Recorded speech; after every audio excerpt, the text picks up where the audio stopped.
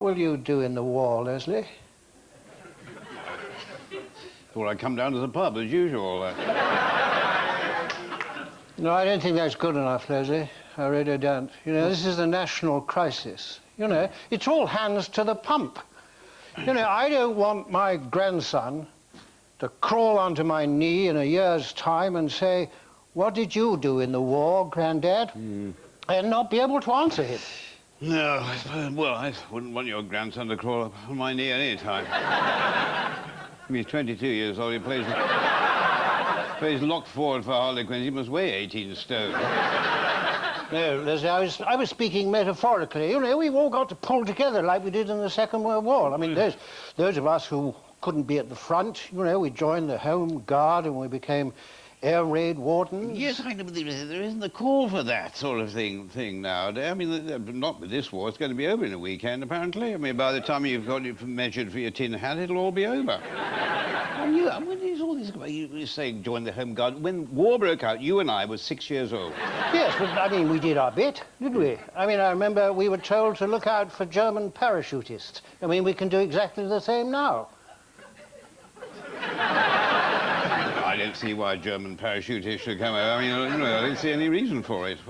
No, Leslie, I meant Iraqi parachutists. Oh, Iraq. Yes. We can spot the parachutists coming down. Yes. And establish their identity as Iraqi parachutists, and then, you know, refer them to the relevant authorities. Well, how establish identity? How? Well, the first clue, of course, will be their big black moustaches. That will identify them as Iraqis. The first clue for a parachute is to see them dangling from a parachute. That's the first clue. Well, no, not necessarily, because they could be perfectly harmless parachutists, just enjoying an afternoon's parachuting. Couldn't they? But, I mean, well, they're cunning, these Iraqis, because Colin Powell said so. Yes. They'll stop at nothing. They could shave off their moustaches before they came over here. Well, there's a perfectly simple way around that. You see, when they get off their parachutes, we bring them in here and we offer them a beer. I'm not bloody well bringing Iraqi parachutists in here. Hear me out. And if they turn it down, yes, we'll know they're Muslims. And you get Audrey to knit clothes for the troops. She could do that. Yeah, can she do radiation suits? Well, yes, she'll be able to. If she gets the right kind of wool, I'm sure she'll be able to do that. I suppose my railings will have to go outside my house. What for? Well, you know, in the Second World War, they took everybody's railings. They turned them into shells and tanks and Spitfires.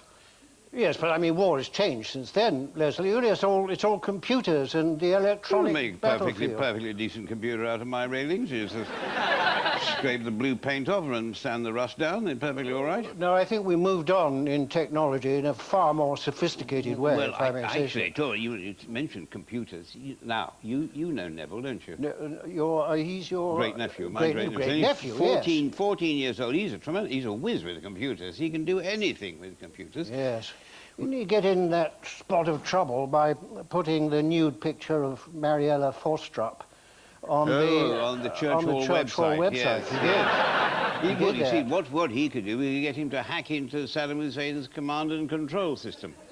Yes, and then he could retarget the Scuds and send them somewhere else. Well, I think it's a bit beyond him, actually, that. But certainly what he could do was put nude pictures of Mariella Forstrup up on their radar screens in their command bunkers, couldn't it? Well, that would certainly lower the morale of the Republican Guard. You know, it's probably, disloyal to say this, but, I sometimes feel a bit sorry for the Iraqis. Oh, no. I mean, they're only human beings. Absolutely. War, terrible for them. It is terrible. Awful. And, just to think that, while we're sitting here, somewhere in Iraq, there are two blokes just like us. Yes. Discussing the war in a pub in Baghdad. Yes, absolutely. Do they have pubs in Baghdad? Well, I think they must. Yes. I mean, how else would they get to play darts? That's true. Our big advantage over them is that we live in a free society. You mean that we can decide whether we go to war or not? Oh, well, no, we can't do that. No.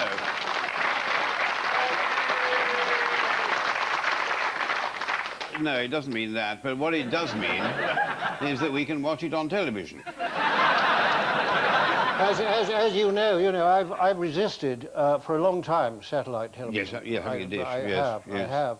Yes. But on the other hand, if I'm going to enjoy 24-hour coverage of the war, Yes. then I'm just going to have to get a dish. I suppose you are. Aren't I? Yes. Bit of a moral dilemma, isn't It's it? a very, Really? Yes. very strong moral Yes, but dilemma. on the other, isn't there it? will be advantages. I mean, you'll be able to see the World Cup cricket, won't you? Oh, that's an advantage, yes. Yes. Yes, I just pray to God they don't happen at the same time. No. Yes, I bet you they will, though. Sod's law, isn't It is Sod's really? law. Sod's law, Yes. Absolutely. Yes. Yes. Who do you think might win, then? Well, Labrooks are offering 800 to 1 against Iraq. All right. I mean, it's a long shot, but I think it might be worth a fiver. No, actually, I meant who do you think is going to win the cricket? Well, that's a very tricky one, of course. Much Yeah. more tricky there.